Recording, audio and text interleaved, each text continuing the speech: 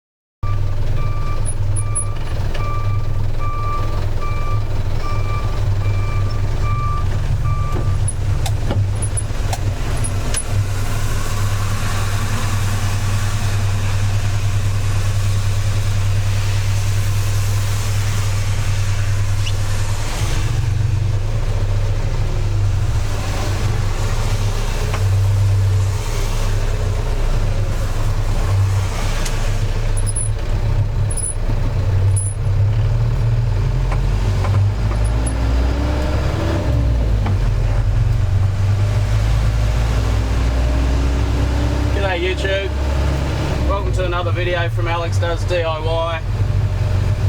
Sorry it's been a long time between videos. Once again I was working to a deadline of having to get the bus done and ready to move into, and as of yesterday left the house I was staying in and hit the road. Only a short trip. I'm not doing anything romantic, no big tours of Australia or big road trips, nothing like that. It's really just a relatively short trip just to blow the cobwebs out. I also wanted to thank, over the last couple of months, I've had quite a few new subscribers jump on board. I really appreciate that, and I hope you find these videos useful. So apologies for any traffic noise and engine noise. Obviously, as you can see, we're driving, and I hope I'm in focus, and I hope the camera stays upright as we drive along. So I'm really happy at the moment. I have to admit, in preparation to leave, there was a little bit of anxiousness or nervousness about the bus. I hadn't driven it for 12 months, and it had stayed in that one spot, just occasionally starting it up and idling the motor. And so touch wood though, she's performing admirably, going really well. I'm really happy with it so far. So, hang on, just let me get out on the freeway. So, as the name of the video suggests, I wanted to talk about insurance, and let me shut that. I wanted to talk about insurance on a home-built motorhome, excuse me, which is obviously becoming more and more popular. Certainly here in Australia, a lot of people say to me, you know, that's something they'd like to do. Of course, the number of people who actually follow through on that is a lot less, but it is becoming more and more popular. And so something I wanted to touch on, as the name of the video suggests, is insurance. And at the same time, sort of kill two birds with one stone and show a bunch of images of how the bus is looking. I don't know that I could say it's finished as such, but certainly I haven't done anything in the cab here. There's a few things I'd like to do, but certainly back there in the living space, it's 1,000% better than it was when I was living in it before. So much nicer, so much more livable, and a lot more comfortable. But yes, as I was saying, so I wanted to talk about insurance, because if you are planning on building your own motorhome, and I'll also say here, this video really only applies to Australia, so apologies to excuse me, apologies to any international viewers, because this does just apply to Australia. There are some issues. There's certainly some issues when it comes to insuring a homemade motorhome or a DIY built motorhome in Australia that you really need to be aware of if that's what you're doing or you've set yourself on that path. And I'd certainly recommend you have this in mind right from the get-go. So in Australia, as with anywhere, obviously there's a lot of insurance companies, but insuring a motorhome isn't as simple as it is with a car, where you can go and purchase a car, and at the point of purchase you can ring any number of 100 bloody insurance companies, give them the details of the vehicle, and get insurance on the spot.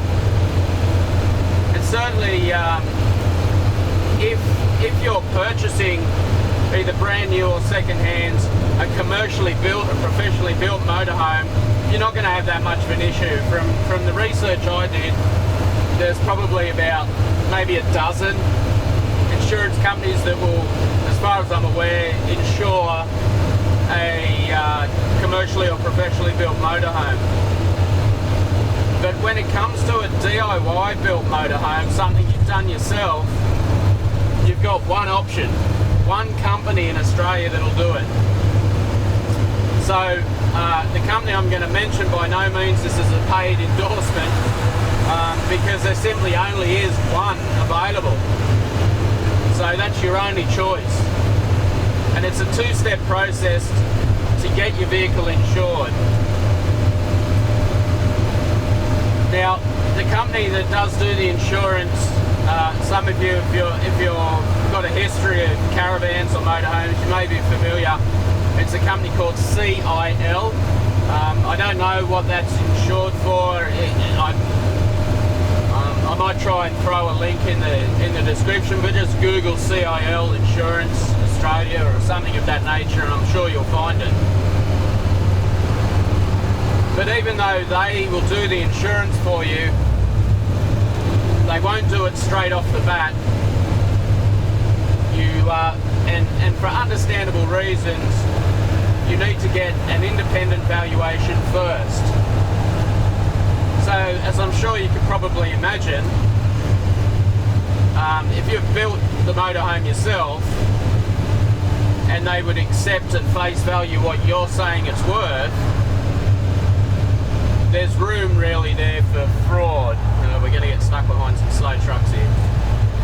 There's room there for fraud. Say, for example, if your motorhome cost you, for argument's sake, $20,000 to build, if they were to take your given value at face value without any sort of consideration, say for example you told them, oh, it's worth 70, then there would be nothing really for you to then, once it's insured, obviously write the vehicle off somehow and then make a tidy quick profit. So what they ask you to do is get an independent valuation. They only recommend one company to do that. I don't know if there are others that they will accept, but there's one company that they recommend doing that, and it's all done online remotely. You don't have to take your bus anywhere. So the company that they recommend is a company called Astute, A-S-T-U-T-E. It's something like astute.com.au. They're an arm of a caravan mob called Alan Graham Caravans, or Alan Graham Caravan and RV. They're a company based out of Wyoming on the Central Coast, which coincidentally is not far from where I live. And so what happens is you go to their website for Astute, you fill out some online forms, and you attach a limited number of photos of your motorhome. I think it was limited to maybe 10 or 15. I do know they wouldn't accept as many photos as I took, because obviously I'm trying to get as high a value as I can. So anyway, you fill out some online forms on their website, you attach the photos, they ask you a a couple of questions. They ask you what you paid for it and a minimum and a maximum value you think it's worth. Now in my case, obviously, what I paid for it isn't the purchase price. I paid $10,000 for this bus when it was still in service as a school bus. So I made an estimate, an overestimate. So for my case, I said to them that my purchase value was 50, which would probably be more than what I actually paid him. Actually, I'm quite comfortable to say that I never added up my receipts. I didn't want to know. It was just something that had to be done to build my home. But yeah, I estimated, I gave them a purchase price of 50 grand, and I think I said that the minimum value I think it's worth is 40 and a maximum value of 65. So you send that off, you have to pay a fee that from memory I think was $110, and 3 days later I got a valuation certificate back, coincidentally, of $50,000. So I don't know if they just looked at the purchase price, thought, yeah, according to the photos that's probably good enough, or whether they actually did give it a fair bit of consideration based on the photos. Plus you also have to put on the form, there's some tick boxes of things that it has: air conditioning, power, or whether they have an awning and these sorts of things. So anyway, 3 days later they came back with a valuation of $50,000. Once you've got that, you can then contact CIL. You provide them with the information. They ask you then to email them a copy of photos, and I think they allowed less photos than the valuer did. I think it was limited to maybe 8 or 10 photos from memory. Once you've emailed it off, they take a couple of days to take it into consideration, and then they'll get back to you as to whether your application for insurance has been approved. Once it's approved, they'll give you a quote and start your insurance. So if just to give you an idea of insuring a bus of this value, so for me it was $50,000 value for the bus. They include in that $1,000 worth of contents insurance.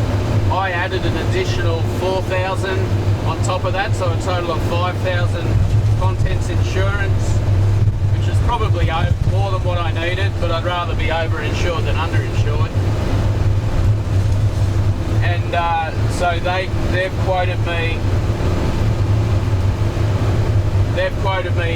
It's just under $1,300 Australian per year. So I think it was 100. Actually, it might have been less than that because it worked out at $97 a month. So maybe it was 11. I think it was 11.90 or something, 11.87, something, just under $1,200 a year, which I think is pretty good, really, considering the value that you're insuring it for.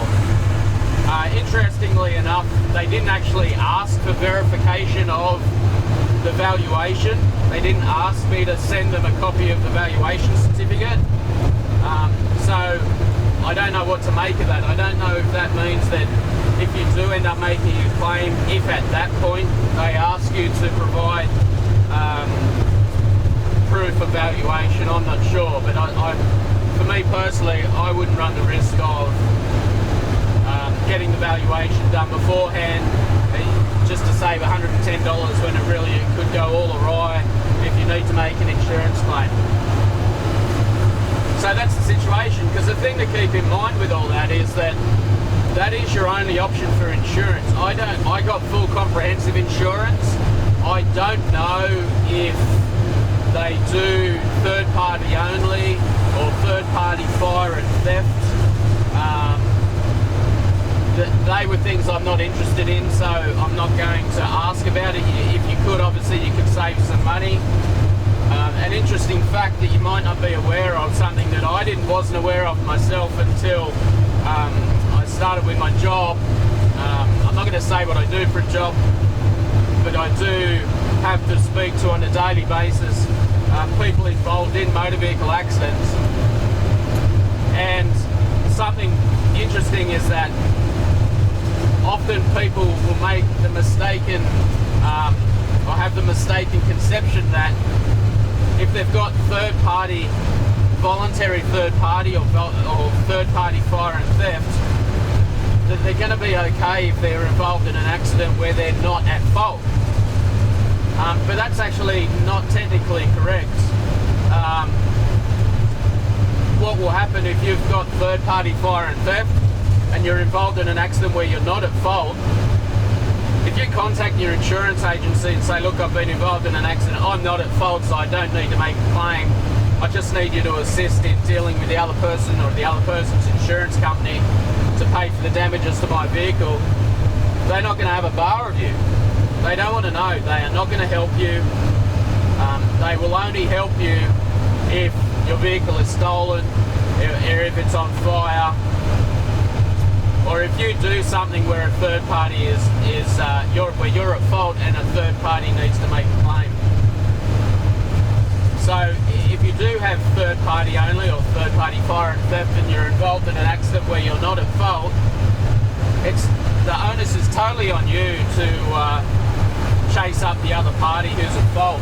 So you're looking at then going down the road of getting legal representation, a solicitor, and chasing that other person for the money. If they choose not to pay and you're not in a position to pay for legal fees, you're screwed. So pro tip, I highly recommend, where you can, obviously, getting full comprehensive. But the point I was getting at though was that this is your only option for insurance in Australia if you've got a DIY built motorhome. So if you're not in a position where for some reason you can't get the valuation done, you can't meet the registration requirements that would allow you to get the vehicle insured, you've got no option for insurance, none whatsoever. So yeah, it's unfortunate that your options are fairly limited. There's going to be no shopping around for best price. They can really do what they like, charge an arm and a leg, and they've really got you by the balls, to be honest. So that's that. I just wanted to cover that in this video, and at the same time, because I did obviously take a bunch of photos to get the valuation done and the insurance, I thought it'd be a good opportunity to include those photos in this video and give you a look at what it looks like. I haven't got any decent before photos worth showing, so I'll just show you the photos as it is now. Just showing you that all the cabinetry was finished, the bed area was finished, the bedroom, the painting was done, everything painted, and the upholstery done. So the seats have got cushions on them now. I've got block out curtains on all of the blinds, which really helps with the air conditioning, keeping the cool in, keeping the heat out. I haven't done winter yet, that's coming in a couple of months, so hopefully it'll keep me a little bit warmer. I still don't have a heater in the bus, but I survived winter, not last year but the year before, okay, just wearing a lot of warm clothing, so I think we'll be right again. So anyway, hope you enjoyed this video, got something out of that. I'm going to do another video shortly while I'm on this trip of a feature I put in the front of the cab here, which has proved to be quite helpful. Anyway, so here's the photos. Let me know what you think. Thanks for watching. If you've not already subscribed and you like this sort of content, please subscribe, please share, please like. Obviously that all helps. I really appreciate that, appreciate my viewers a lot. So enjoy. Thanks again for watching. Cheers.